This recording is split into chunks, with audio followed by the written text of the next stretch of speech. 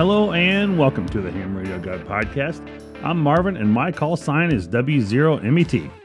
Whether you're an experienced ham or just getting started, this podcast is for you. We're bringing you the latest of topics, news, and information and all things amateur radio, each episode right here to this show.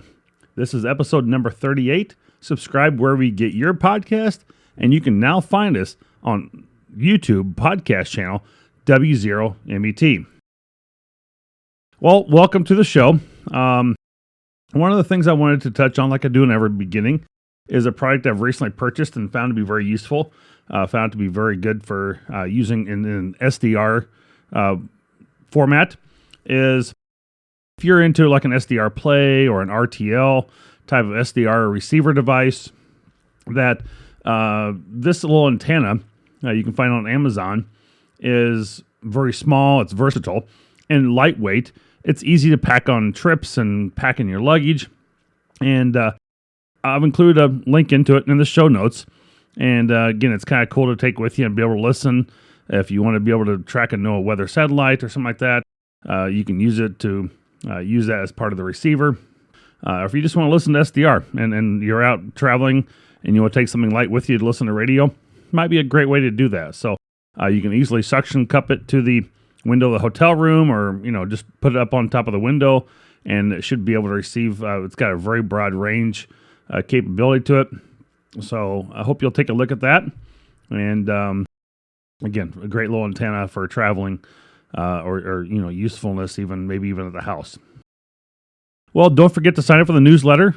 Just put out a great one this week with the Amazon Prime Days, and a lot of good deals and information in there. So get those out twice a month.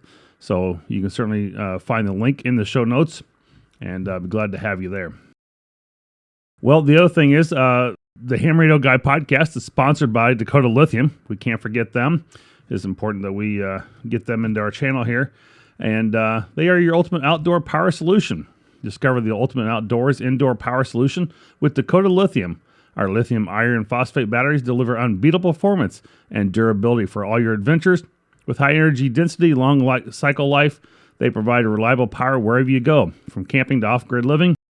Built tough to withstand extreme conditions, and they have a great 11-year warranty. Upgrade to Dakota Lithium today and experience the difference. Check out my link again in the show notes for a 5% discount.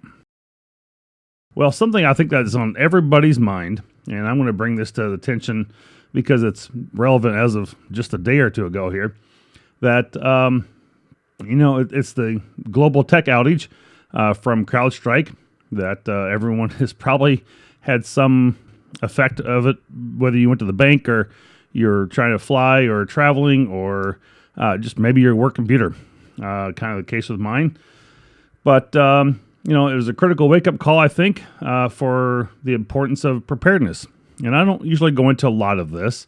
Can't say I'm a huge prepper, but I do think there's a certain aspect and level that everyone should be, and especially in today's society, when our world so heavily is relied upon the computers and the digital technology that whether it's communication or emergency services, your airlines and preparedness and having maybe your airline ticket on your phone versus a paper copy. These systems have vulnerabilities that can have far-reaching consequences. So, it's one of those things to think about. I've got a couple things I've pulled some information from here that I'll have in the show notes as well. Articles was EMP preparedness, preparing for an electromagnetic pulse attack, and protecting yourself from attacks on the power grid. The funny part of this article, I'll get to in just a minute, is it actually talked about ham radio, and that's why I'm bringing this to your attention. So part of being truly prepared for anything means knowing exactly how this type of a threat will affect you in the short term, and I think in the long term. Whether that's 1 or 2 days or potentially a week or longer. I think by performing I would say a realistic threat assessment for yourself, you can get a better idea of how this threat will affect you and what you can do to prepare for it. So, does this mean having cash in a safe, having cash at home? Does this mean, having ability to print something just locally at your house? This was a major effect for Windows and a blue screen of death. So a lot of people just couldn't get into the computers and do anything. Is it worth having maybe a Mac computer or an Apple computer of some sort? However you want to call that, Mac or Apple, same thing. So it might be good to have another backup of some sort that wasn't affected by the situation. Maybe you have just a computer that is air-gapped, that doesn't touch the internet at all, but at least you could still get something to and from it via USB drive maybe. Might be a way to do it. And, do you have like a local printer cable you could connect via USB versus going over the internet if the internet was out for some reason? Do you have those type things available to you? And those are just very low-key, maybe home type of things. But I think there's getting into more prepping. Do you have enough food? Do you have enough water? Those type of things. I think we'll talk more about that emergency preparedness and IMCOM, come September. It's Emergency Preparedness Month, so I'll do a big topic on that. It was really been a favorite last year on the 3 series I did. But the Ultimate Situation Survival Guide, Self-Reliance Strategies for a Dangerous World, is a great guide that provides in-depth strategies for self-reliance, helping you prepare for a wide range of threats, from economic collapse to natural disasters. I think that's just good anytime. I mean, again, I've talked about this numerous times on the show, is, you don't always have to think about the major hurricane or tornado coming through, maybe the region, but it may just somehow affect you on a more of a local, personal level. And are you prepared for that? Your house all of a sudden floods tomorrow morning with the basement because of a pipe burst. How are you prepared to deal with that? So it's good to have some of those things in your mind to be thinking about constantly. Some of you may know this. I may have shared this before on the channel, but being in law enforcement for 18 years prior, I was always thinking about going to the next call, how I'm going to handle that when I get there. What if scenarios? And so I don't think people are very prepared for those today. They fly by the moment. They fly by the seat of their pants, getting by to the next minute. And it's really about being prepared and having the forethought of what could occur and how you're going to deal with that. And I just think, I don't know, I can't stress that enough. And that's not what really this episode is about. Again, this is going to be, what is ham radio and how do you describe it to somebody when you tell them what you do or what it is? But I think there was just this relevance that I found today in the article of how this is related to ham radio, and the major outage that went across the globe. I mean, I don't think people may have not been affected by it, don't understand the huge scope of what this was. And I think that's just, it's unfortunate. But I'm glad those who weren't affected, because those who were, it really sucked. It was terrible. But, it's when the power lines go out through a storm or the internet blackout occurs, and the grids start to crash. And I'm not talking doomsday here. I'm not a naysayer, negative, Nelly type person. But, there is one line of emergency communications that will stand out alive and well above everything else. Ham radio, amateur radio.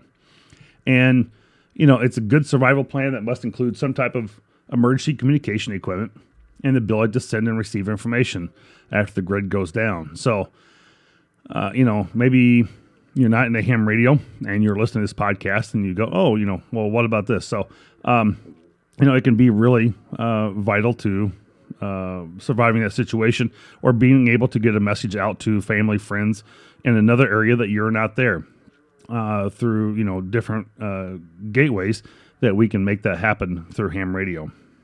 So, not just WinLink itself, which I would most commonly think of first. But there are some other links in the show notes talking about, No BS Ham Radio Technician, Exam Prep Guide, the Ham Radio Prepper, Monitoring Intelligence Gathering, Crisis Information, Crisis Situation, Emergency Communications when SHTF happens. So there's a Ham Radio cheat sheet in there, just some cool links that you might enjoy, and being able to just gain some knowledge on might give you something to think about. So think about what things you need to survive and stock up on some of those items. Again, water, food, shelter, protection should always be at the top of the list. And I hope that you can think about those 4 categories. And you'll be far better off than most people if you haven't prepared or thought about how you're going to handle that. So again, it was just very relevant to yesterday's outage and producing the podcast today, and thought I would share that out there. And again, an article I found when doing a little bit of research on today's podcast. Well, if you'd like to help support the channel and become a Patreon, look for me on patreon.com/TheHamRadioGuy. There are 3 type of levels you can support the channel at: Technician, General, or Extra. You can simply support the channel at $2 a month or get the extra class member with more benefits. And so I want to say thank you to those who have recently joined the Patreon channel and still looking to give away the FTM 300.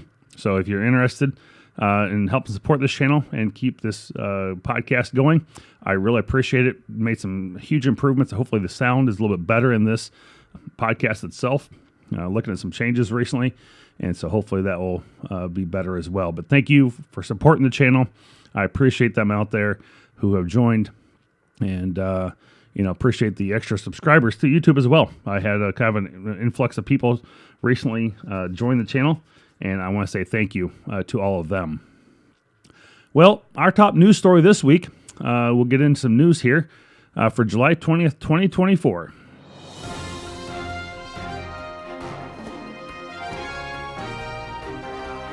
Grace Papay, KALG of Holland, Michigan, has been selected as the 2024 Bill Pasternak WA6 ITF Memorial Amateur Radio Newsline Young Ham of the Year.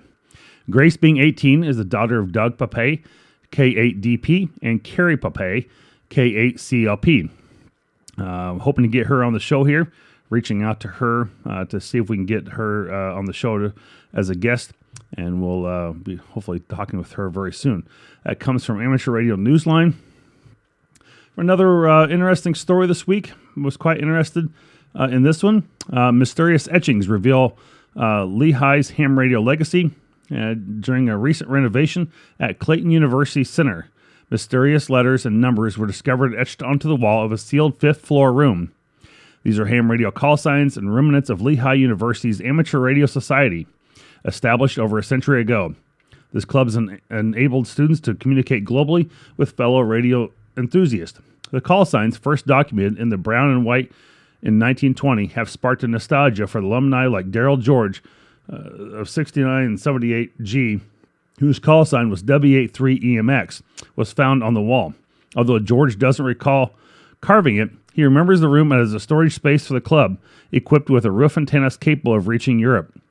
Neil Wells, 69, another alumni, fondly recalls joining the Ham Shack in 1965.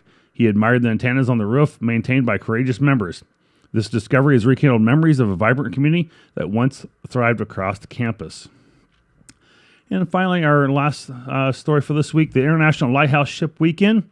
For those who like to, I'll call it a contest, but be able to run these special event stations, I think that's really what it boils down to. Will run for 48 hours from 0001 hours UTC on August 17th to 2400 hours UTC, August 18th, 2024. Participants can expect around 500 entities to be on the air and across 40 different countries. The International Lighthouse Weekend, Lightship Weekend, is not a traditional contest, but in that there are no awards or certificates, but each station may choose its own band, times, and power requirements. So again, just kind of a special event station. Always a fun time to try and grab a few of those, and you can find more out at their website. This is all the amateur radio news I have for this week, with the release date of July 20th, 2024.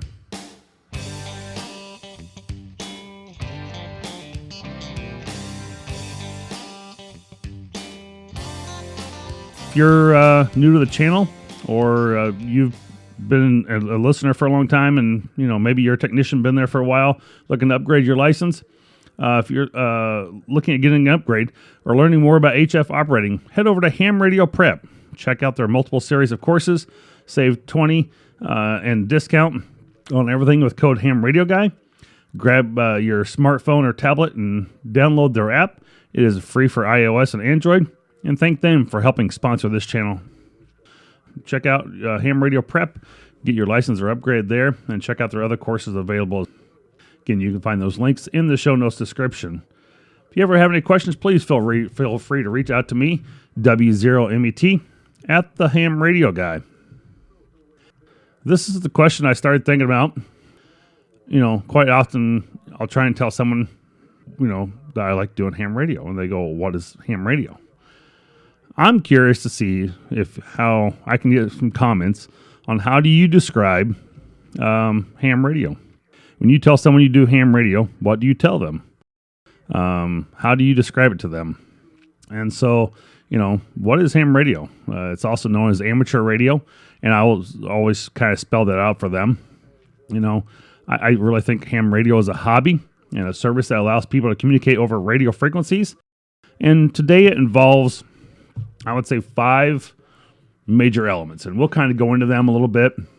And the first one is, communication, obviously, using voice, Morse code, digital modes, and even satellites to connect with other operators worldwide. So first one being communications.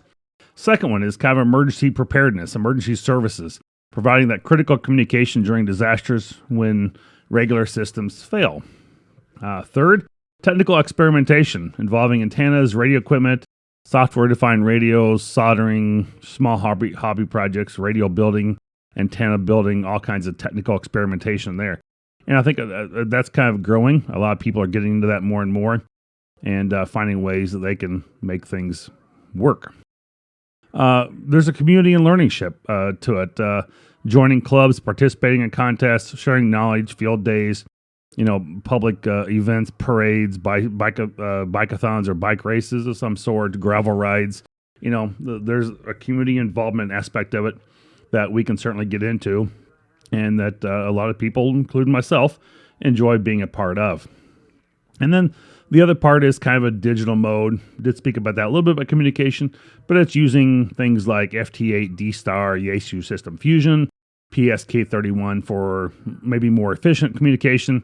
It requires less bandwidth, and you can, have more clear communication. You can, as a technician, you can use like Yaesu System Fusion with a hotspot of some sort and literally talk around the world on a technician level on your handheld from your house, which is, very impressive. So, digital modes like that are always handy too. And I think that ham radio is a very vibrant community that continues to grow with two new technologies and new applicants. Obviously trying to get a younger establishment of people into ham radio all the time. It's not the grandpa in the basement anymore. There are so many newer technology aspects. I mean, even M17 is coming out with some radios now, things like that. New technology, new modes that just continue to thrive and grow and expand amateur radio, which I think is absolutely phenomenal. I love that aspect of it. And I think we have to continue to change with times of technology that does come around. Again, as I state in every opening, whether you're a seasoned operator or just curious, there's something here in ham radio for everyone. I can't imagine there's not something you can not enjoy in amateur radio, some part of it. So how do you describe ham radio again? What is ham radio? And, I would say it's a unique hobby of service that allows individuals to communicate over radio frequencies. And it's really a blend of communication technology and community. And some may say, well, no, there's more to that. And I'd love to hear your arguments. But I think it really is a unique hobby and service that allows individuals to communicate over radio frequencies. It's a blend of, again, communication, technology, and community. So If there's something more to that I'm missing, please feel free to comment. I'd love to be able to hear about that. The 5 topics I'm going to go into here, my description of what ham radio is, really comes into these next sections and encompasses all of that. So it's kind of a drawing a blank, what like companies use as a slogan or type thing, what their vision is. And so that's why I kind of think the vision is here as I described it. So first thing being communications. Obviously, amateur radio operators or hams can use various things like Morse code, voice, or digital modes to connect with others worldwide over a number of different frequencies, whether you're 80 meters or 40 meters, or if you're on 30 meters or 15 or 12. You can do that, or VHF, UHF, 50 megahertz, whatever it might be at. But using things like satellites can add an extra layer of excitement for people to be able to communicate. And I'm kind of starting to pick up on that a little bit myself and do a little bit more. But it really allows you to be able to just rag chew. You can contest. You can just see how many contacts you can make. You can see what type of countries you can get into. Of course, all the, contesting and learning that you can do. Learning about propagation with radio signals, through, some of the communication and what's working, depending on solar cycles. So yeah, just such a variety of stuff within the communication things itself. Next topic, emergency services. One of ham radio's most important roles, probably during, big emergencies, maybe even small emergencies. But, when those traditional systems fail, like I talked about at the very beginning with this cyber attack, hams can step in with battery-powered radios and solar panels and, ensure some of the vital messages get through over, whether it's a national traffic system with someone passing a message, or it's a WinLink, or maybe through some other packets like APRS, or, however you're going to pass that information through. There's a way for us to be able to do it, and we have the capability of doing that, and that's important in itself. I don't think that we're going to come in and save the world by any means. That's not what I'm getting at here. But I think that if it comes down to all else fails, and as long as we don't have an EMP or our equipment isn't affected by something like that, we can certainly take that and pass that through, even if it means over a number of steps or jumps to get there. We can do some shorter messages, through multiple hoops. If you had to go from, Tennessee to Missouri to Colorado, you can make a couple jumps there to get a message across the country, even if the bands weren't that great. And maybe there's another way to pass that message through something like WinLink. You can hit a gateway and someone else could pick it up and send it out. So, and you can try and, pass those messages. Obviously, within WinLink, there's a message system and formats you can use. So, ways to do that. Technical experimentation, something I've gotten into in the last 3 or 4 months here, and it becomes a big playground. And you can have a lot of fun with this, whether you're messing with a small little QRP antenna you're building, or you're trying to build a 1500 watt antenna, whether you're just getting a new antenna from a company like Gap and you have to build it and figure it out yourself and figure out what the measurements are. You just want to go to Home Depot and buy some pipe and build your own darn antenna. You can do that too. And, it may be taking some Arduino boards or, little breadboards and trying to make something run, using a nano VNA, building your own little nano VNA. There's just, maybe you want to build your own type of radio. Maybe you just have to go in and replace a tube on your amplifier. There's all kinds of different playing around in the ham radio world, and maybe you're just doing some playing around with something like an SDR software, and you're just trying to figure out how to make that work and push the boundaries of what's capable. There's just so much, resistors, capacitors, and learning about induction, and so many different things in that world to experiment with. And so there's a huge technical experimentation. I think we're lacking a lot of that nowadays because the radios have become so much more sophisticated with smaller resistors and parts and microchips and everything else that it's really hard sometimes for us to do it ourselves. but there's still the old Heathkits and Collins radios and things that you can change out and play with. And maybe you go to Hamfest and you find an old one. You say, I'm going to revive this and make this work because I just want to be able to play with it.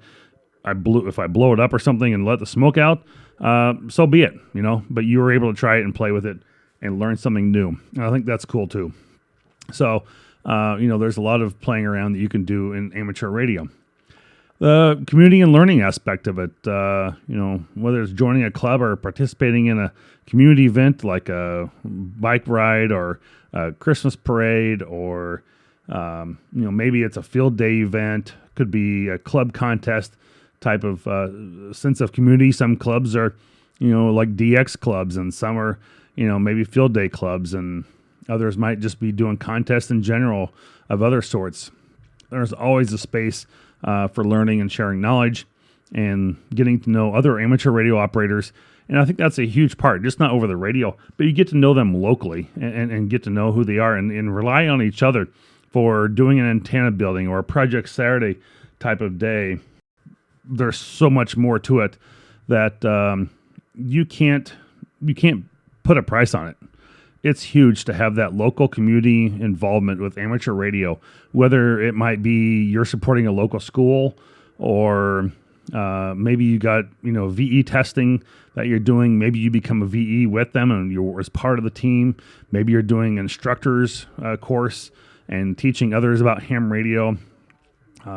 It's just, you can share that knowledge and learning across the people and cross platforms, whether, again, you're doing something on a technical level or if you're just, helping each other learn about whatever topic it might be, and someone else teaching you how to do satellite operation, or, having a club come over and help you set up your antenna tower. Those are such important things to have. And really, it's a huge aspect of amateur radio in my mind. And it's so important to be a part of that versus trying to figure it all out by yourself because there's so much knowledge and skills out there from other people you can learn from. Ham radio is, over 750,000 licensed hams. It's part of a global network of more than 3 million operators,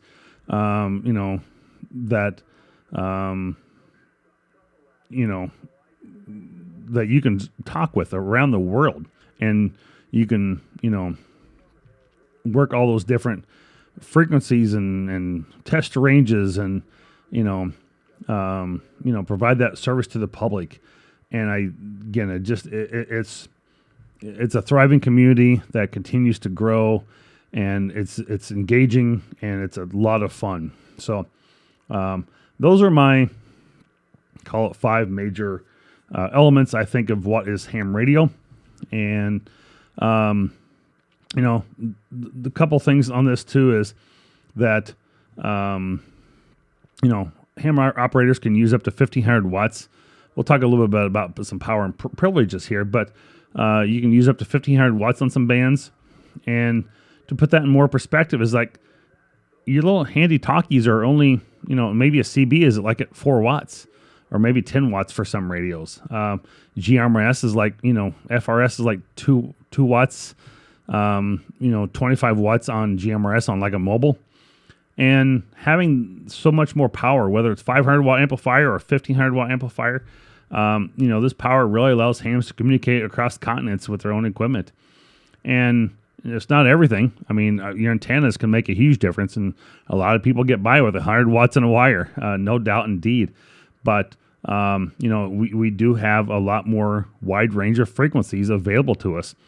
And, we have such diverse applications that we can use for antennas and ways to send, information over the air. And so you don't have that in GMRS or CB radio. So there's a lot more to it. But again, as I've said from others, that you need to be licensed for operating an amateur radio, and you must pass an exam to ensure responsible use and avoid that interference. And even if you are licensed, sometimes you may be causing interference with your radios, and you just need to know how to resolve and fix that when you're done. And so getting licensed will help give you some of that basic knowledge. And again, being part of that ham radio community or club, if you have an RFI issue, there's usually somebody in the club that might have some experience on how to help you take care of that and eliminate or reduce some of that noise. So from a technician standpoint, it's great for your local communities and getting started as a technician. And, getting licensed is easier than you think, especially with those online classes like Ham Study or Ham Radio Prep. And they can help you definitely get your license for that. Even people that have been ham radio operators, from Tim Allen and presidents in the past, there's rock stars that have been, ham radio operators. So I'm proud to be a part of that group. And, there's a lot of hams that contribute to technological advancements. Even Nobel Prize winning astrophysicist Joe Taylor, K1JT, developed tools for weak signal communication to help with engaging activities like Earth-Moon-Earth communication and bouncing signals off the moon. Amateur radio plays a huge role in satellite telemetry, obviously doing satellite communication with them. And, we get to do some wireless communication using satellites and making long-distance contacts as well. There's a lot of things that come around and continue to grow from amateur radio or ham radio. I think we'll continue to advance things in technology with ham radio as well, and that we have a ton of fun doing that. The hobby and contesting portion of this is just an absolute... those are highlights for me of things to do, from field day and contesting and just learning new technology. Those are things that I really and truly enjoy about amateur radio. So, I would say ham radio, in my conclusion on this, is that it's really a diverse and rewarding hobby.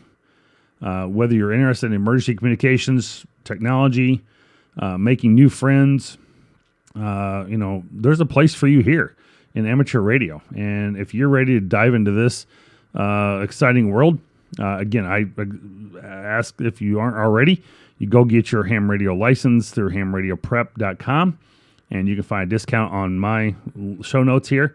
And it is a fun, effective way to start your ham radio journey. And I think it's a great way to go.